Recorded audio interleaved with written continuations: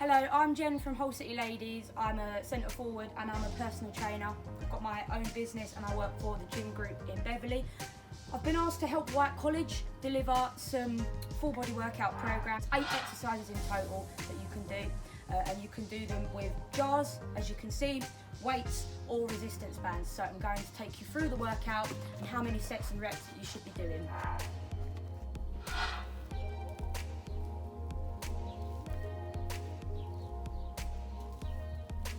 This is a full body workout comprising of 8 exercises. The exercises have been specifically targeted to recruit and target compound muscles, compound movements such as squats and dips that recruit large muscle groups and large areas of muscles, such as a squat, which is obviously your quads, hamstrings, glutes, and the in and outside of your thigh. Now you can do this with weights, with resistance bands, with any equipment that you have, or you can do it with jars, water bottles, or even with your own body weight. There are absolutely no excuses to not keep active during lockdown.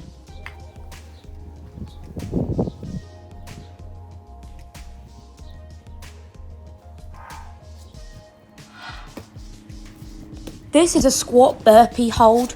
It's got several names, but I tend to call it the squat burpee hold. Now what this entails is the bottom movement of the burpee that uses a lot of explosive power in your legs. So you're using a lot of explosive power in your hamstrings, in your glutes, in your quads, but you're just not doing the upward spring movement. So you're keeping low to the ground. You're working your core as well. Obviously you're working your abs, and you're also working your triceps and your shoulders as well to keep yourself upright. So it's a really good full body movement. Good squat form is normally having the weight distributed in the mid of your heels and to drive through the mid of your heels. However, for the Hindu squat, you need to be on your toes. So that actually realigns your body position so that your quads are getting a real burnout for this exercise. We always start with the regular conventional squat because it's a compound movement. However, you can move on to accessory movements. These work certain parts of your leg muscles in isolation. These are lateral flies, so make sure that the dumbbells or tins or resistance bands are at the side of you. There's a slight bend in your elbow. You come up to about the height of your ears, no higher, because then you're just expending unnecessary energy. Come up to about your ears, slowly work your way back down. Try to avoid swaying with your whole body and just work your lateral delts. Your delts have 3 heads, and this is working the side of your delts, so your lateral delts.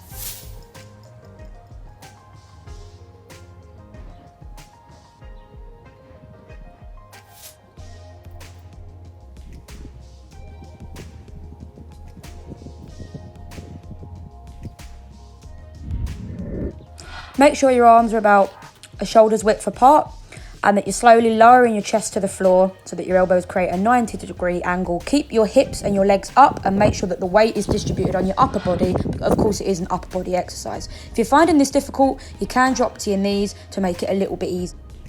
Either way, give it a go, whatever method you use.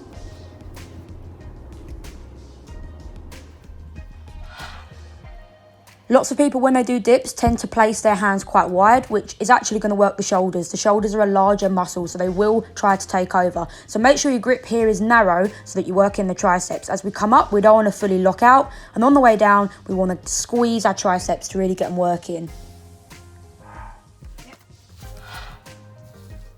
Exercise 7 is a killer. It's a little ab exercise and the core exercise. Of course, core isn't just our abs. It comprises of all the way down from our shoulders to all of our trunk in general. Finishing on a little bit of cardio. Obviously, this is really going to get the heart nice and elevated, get the blood pumping around the body.